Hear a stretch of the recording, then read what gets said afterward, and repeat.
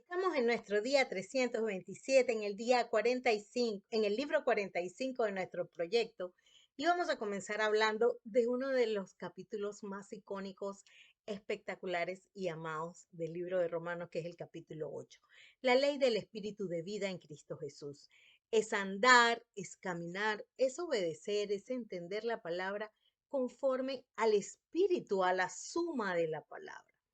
Es no andar, no entender, no vivir conforme a la carne, conforme a lo terrenal, ni lo pasajero, ni lo movible.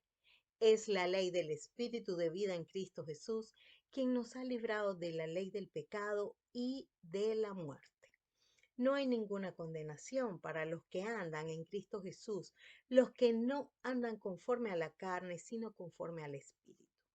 Ni la muerte, ni la vida, ni ángeles, ni principados, ni potestades, ni lo presente, ni lo porvenir, ni lo alto, ni lo profundo, ni ninguna otra cosa creada nos podrá separar del amor de Dios en Cristo Jesús, Señor nuestro. Porque los que son de la carne, en las cosas de la carne piensan, pero los que son del Espíritu piensan en las cosas del Espíritu. La mejor noticia del mundo es que Dios entregó a su Hijo por nosotros y nos dio con Él todas las cosas. Esa es una verdad maravillosa. Todas las cosas nos ayudan a bien porque contribuyen a cumplir el propósito de Dios, ser hechos conforme a la imagen de su Hijo. Ese es su propósito. Hemos sido llamados, escogidos, predestinados, justificados, glorificados conforme a ese propósito de Dios. Observemos esta maravilla. Por el espíritu de la palabra, nosotros hacemos morir las obras de la carne. Por el espíritu de la palabra vivimos. Por el espíritu de la palabra somos adoptados como hijos de Dios. ¿Quiénes son entonces los hijos de Dios? Son todos los que son guiados por el Espíritu de Dios. Estos son los hijos de Dios. ¿Cuál es el propósito de Dios? Que seamos hechos conforme a la imagen de su Hijo. Dios no permite que nada, que nadie, que aquel que quiera acusarnos o quiera condenarnos pueda vencernos. Sin embargo, por causa de Cristo somos atribulados en todo, pero ni los sufrimientos ni ninguna cosa creada nos puede separar de su amor. Antes, en todas esas cosas, como los padecimientos, somos más que vencedores por medio de Cristo, porque Cristo intercede por nosotros. ¡Qué bendición!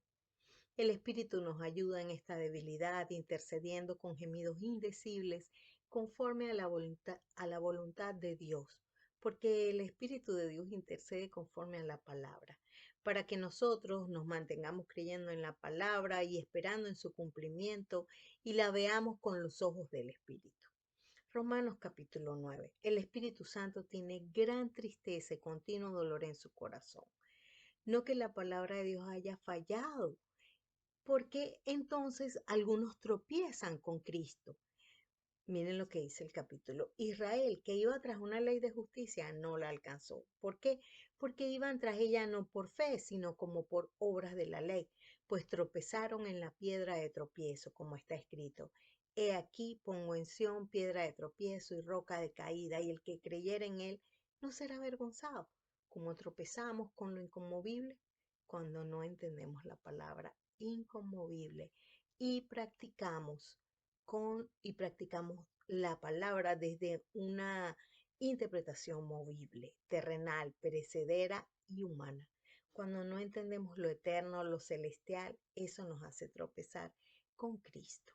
Romanos capítulo 10. ¿Cuál era el anhelo del corazón de Pablo y su oración a Dios por el pueblo de Dios? La salvación que viene por tener celo de la palabra de Dios, celo conforme a ciencia y conforme a la palabra. El Señor dice, fíjense qué fuerte, todo el día extendí mis manos a un pueblo rebelde y contradictor. Tengamos temor de Dios y pidamos perdón por este pecado. Vamos a orar. Padre, ayúdanos, no queremos ser un pueblo rebelde y contradictor a tu palabra. Ayúdanos a entender lo inconmovible, a dejar las interpretaciones terrenales de tu palabra. Abre nuestros oídos, abre nuestros ojos para que veamos las maravillas de tu ley. No permitas que causemos más dolor a tu corazón, Señor.